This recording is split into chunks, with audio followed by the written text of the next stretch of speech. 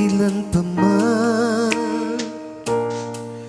Di mo pa napapansin itong aking damdamin, na ang nais ay ikaw, ikaw ang makapili.